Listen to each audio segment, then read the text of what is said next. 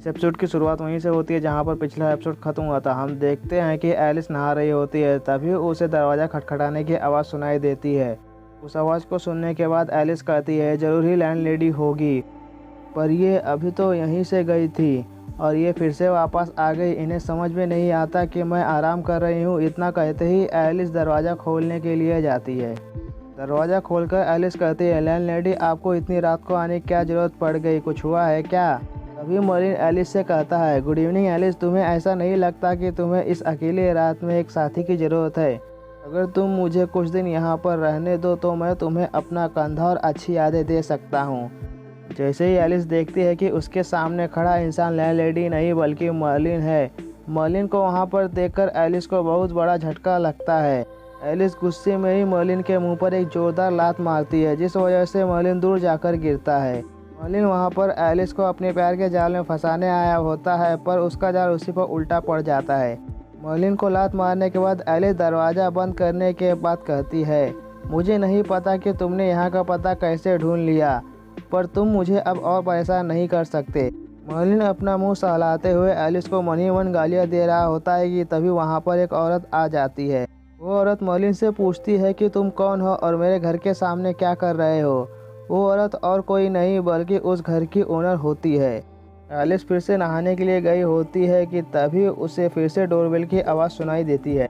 जैसे ही एलिस को फिर से डोरबेल की आवाज़ सुनाई देती है, उस आवाज़ को सुनने के बाद एलिस को बहुत तेज गुस्सा आता है और वो गुस्से में ही अपनी तलवार उठाती है और दरवाज़ा खोलकर गुस्से में चिल्लाते हुए कहती है मर्लिन अब बहुत हो गया, तुम मुझे गुस्सा दिलाकर बार बार अपने लक को क्यों आजमा रहे हो? तभी लैंडलेडी एलिस को बिना किसी इमोशन के साथ कहती है शांत हो जाओ। लैंडलेडी को अपने सामने देखकर एलिस शॉक हो जाती है। फिर लैंडलेडी एलिस से कहती है मिस एलिस, कॉन्ट्रैक्ट में तुम्हें पहले ही बताया गया था कि तुम घर के अंदर हथियार यूज़ नहीं कर सकती। लैंडलेडी की बात सुनने के बाद एलिस लैंडलेडी से माफ़ी मांगती है। तभी मौके का फ़ायदा उठाते हुए मर्लिन एलिस से एकदम कड़क आवाज़ में कहता है तुम क्यों छोटी सी बात का तमाशा बना रही हो? तुम कैसे दूसरे के घर में तलवार इस्तेमाल कर सकती हो? चलो जल्दी करो, अपनी तलवार को म्यान में रखो। जैसे ही एलिस को मर्लिन की बात समझ में आती है तो एलिस गुस्से में चिल्लाते हुए मर्लिन से कहती है तुम्हारी हिम्मत कैसे हुई मुझे डांटने की? इस पर लैंडलेडी एलिस से कहती है तुम अपने एटीट्यूड को ठीक कर लो, नहीं तो मुझे बाहर के होने के बाद भी तुम्हें डांट लगानी पड़ेगी। तुम दोनों ज़िंदगी भर कैसे साथ निभाओगे जबकि तुम शादी के तुरंत बाद ही ऐसे झगड़ रहे हो? लैंडलेडी के मुँह से शादी की बात सुनने के बाद एलिस को बहुत बड़ा झटका लगता है। एलिस कांपती हुई आवाज़ में लैंडलेडी से कहती है क्या शादी? मेरा इस आदमी से कोई भी लेना देना नहीं है। एलिस की बात सुनने के बाद मर्लिन मासूम सी शक्ल बनाकर एलिस से कहता है क्या तुम मुझसे अभी भी नाराज़ हो? तुम ये कैसे बोल सकती हो कि हम दोनों शादीशुदा नहीं हैं?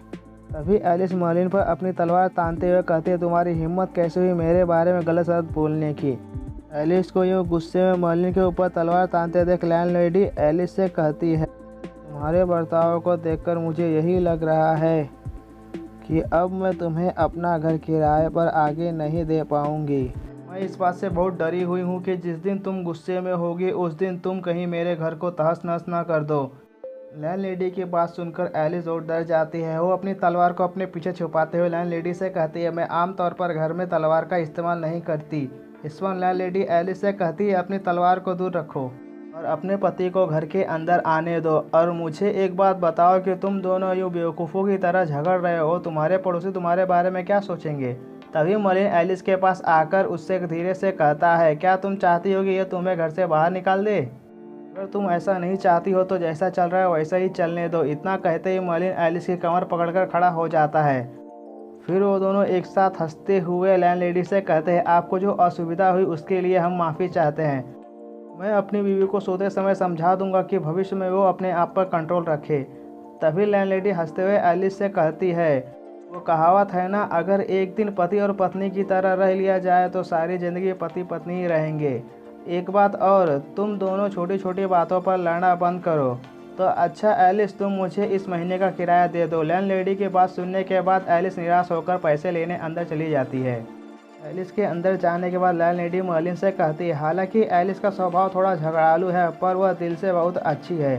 तुम्हें उसका ध्यान रखना चाहिए। वह बहुत बुरी हालत में थी जब वो अपना सूटकेस लेकर यहाँ वहाँ घर के लिए भटक रही थी। लैंडलेडी की बात सुनने के बाद मर्लिन मन ही मन सोचता है उसने बहुत बुरा समय देखा है और इसकी वजह कहीं ना कहीं मैं भी हूँ। इसके बाद लैंडलेडी मर्लिन को घर की चाबी देते हुए कहती, अगर एलिस ने फिर से तुम्हें घर से निकाल दिया तो तुम इसकी मदद से घर के अंदर जा सकते हो। चाबी लेते हुए मर्लिन लैंडलेडी से कहता है, आप चिंता मत करो, मैं उसका ध्यान रखूँगा। लैंडलेडी के वहाँ से जाने के बाद मर्लिन चिल्लाते हुए कहता है, आखिरकार मैं अंदर आ ही गया। फिर वो एलिस से कहता है, मेरे पास तुम्हारे लिए एक सजेशन है, क्यों ना तुम अपने वेस्टपैट को पहन लो। मर्लिन की बात सुनने के बाद एलिस मर्लिन पर अपनी तलवार तानते हुए गुस्से में कहती है, बदमाश मर्लिन कहीं के, मैं तुम्हें जान से मार दूंगी। मर्लिन एलिस की तलवार को अपने दोनों उंगलियों से पकड़कर एलिस से कहता है, एलिस तुम कुछ भूल रही हो, अब मैं तुम्हारा पति हूँ। क्या तुम मुझे मारकर विधवा बनना चाहते हो? इस पर एलिस गुस्से में मर्लिन से कहती है, पति से तुम्हारा क्या मतलब है, बेशरम बदमाश मर्लिन कहीं के। इस पर मर्लिन एलिस से कहता है, अगर मैंने यहाँ पर कोई भी कदम उठाया तो इस घर को कचरे का ढेर बदलने में समय नहीं लगेगा और इसकी जिम्मेदारी भी तुम्हारे ऊपर आएगी और इन सब में जो नुकसान होगा वो भी तुम्हें भरना होगा। इसीलिए तुम मुझ पर अपनी तलवार तानने से पहले एक बार सोच लेना। मर्लिन की बात सुनने के बाद एलिस मन ही मन सोचती है, मर्लिन तुम देखना, मैं एक ना एक दिन तुम्हें मार दूंगी और तुम कुछ भी नहीं कर पाओगे। अगर मैं तुम्हें मार नहीं पाई तो मैं तुम्हें अपना गुलाम बना लूँगी।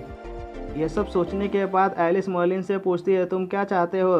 क्या तुम मेरा कर्ज भरने के बारे में सोच रहे हो? इस पर मर्लिन एलिस से कहता है, ज़्यादा एक्साइटेड होने की ज़रूरत नहीं है, मेरे दिमाग में एक आइडिया आया है, उसे सुनने के बाद तुम मेरा पीछा करना छोड़ दोगी। मर्लिन की बात सुनने के बाद एलिस मर्लिन से कहती है, तो तुम मुझे वो आइडिया बताए बिना यहाँ से जाने वाले भी नहीं हो, तो जल्दी करो, अपना आइडिया मुझे बताओ। इस पर मर्लिन केला खाते हुए एलिस से कहता है, मेरी प्यारी एलिस, क्या हम इस घर को साथ में किराए पर नहीं ले सकते? मैं जानता हूँ कि इस समय तुम्हारे पास पैसों की कमी है और अकेले इतने पैसे भरने से तुम्हारा खर्च भी और बढ़ जाता है। अगर हम दोनों किराए को आधा आधा बांट ले तो तुम्हारा खर्च थोड़ा कम हो जाएगा। इस पर एलिस मर्लिन पर शक करते हुए कहती है, मुझे तुम्हारी बात समझ में तो आ रही है, पर मैं तुम्हारे साथ ये डील क्यों करूँ, जबकि हम दोनों दुश्मन हैं। एलिस की बात सुनने के बाद मर्लिन एलिस से कहता है, बहुत समय हो गया है, हमें अपनी दुश्मनी को भूलकर एक साथ रहना चाहिए, इस पे हम दोनों का फ़ायदा है। मर्लिन की बातों पर ध्यान देते हुए एलिस मन ही मन सोचती है, मैं तुम्हारे साथ नहीं रहना चाहती, पर तुम्हारी बात सही है। अगर मैं तुम्हारी बात मान लेती हूँ तो मैं हर महीने बहुत पैसे बचा सकती हूँ। सब कुछ सोच समझ लेने के बाद एलिस मर्लिन के पास जाती है और मर्लिन से कहती है, ठीक है, हम दोनों साथ में किराया भरेंगे और तुम इस सोफे पर ही सो सकते हो और इस बार का रेंट मुझे अभी चाहिए। एलिस की बात सुनने के बाद मर्लिन एलिस के हाथ में केले का छिलका रखते हुए एलिस से कहता है, मैं तुम्हें पैसे ज़रूर दूंगा, मैं जल्दी अपना काम शुरू करने वाला हूँ। जैसे ही मैं यस रैंक के मिशन ले लूँगा तो मेरे लिए पैसे कमाना कोई बड़ी बात नहीं होगी और मैं जल्दी अमीर आदमी बन जाऊँगा। इतना कहते ही मर्लिन एलिस को रेस कोर्स का टिकट दिखाते हुए कहता है, इस टिकट की मदद से मैं घोड़ों की रेस पर पैसे लगाऊंगा। इसके बाद हम लोग अगली सुबह एडवेंचर गिल्ड का सीन देखते हैं, जहां पर सभी लोग मैजिक बॉल में घोड़ों के रेस देख रहे होते हैं। तभी उन लोगों में से एक आदमी कहता है, एडवर्ड, आज तुम इतना धीरे क्यों दौड़ रहे हो? मैंने अपने सारे पैसे तुम पर लगा दिए हैं, इसीलिए तुम और तेज भागो। मर्लिन की बेवकूफ़ी को देखते हुए लूगिया मन ही मन कहती है, आखिरकार दादाजी ने इस जैसे इंसान को एडवेंचर सर्टिफिकेट क्यों दिया? क्या ये दादाजी का नाजायज औलाद है? दादाजी ने कल सड़कों की मरम्मत करने के लिए पैसे दिए थे। मैं वास्तव में समझ नहीं पा रही हूँ कि दादाजी ऐसा क्यों कर रहे हैं। वहीं दूसरी तरफ हम एक लड़के को देखते हैं जो एलिस को गुलाब का गुलदस्ता देते हुए कहता है, खूबसूरती की देवी एलिस, प्लीज़ आप ये मेरा गुलाब ले लीजिए। ये फूल कितने भी सुंदर हो पर आपकी सुंदरता के आगे कुछ भी नहीं है। उस लड़के की बात सुनने के बाद एलिस उस लड़के से कहती है, नो थैंक्स, इसकी कोई ज़रूरत नहीं है। लड़के को देखकर एक लड़का कहता है, लो आर्नोल्ड, फिर शुरू हो गया। ये सच में एलिस को पसंद करता है। तभी हॉब्स अपने हाथ में दारू का गिलास लेकर आर्नोल्ड के पास आकर आर्नोल्ड से कहता है, अपने एफर्ट्स को बर्बाद करना बंद करो। हॉब्स की बात सुनने के बाद आर्नोल्ड हॉब्स से कहता है, तुम कहना क्या चाहते हो?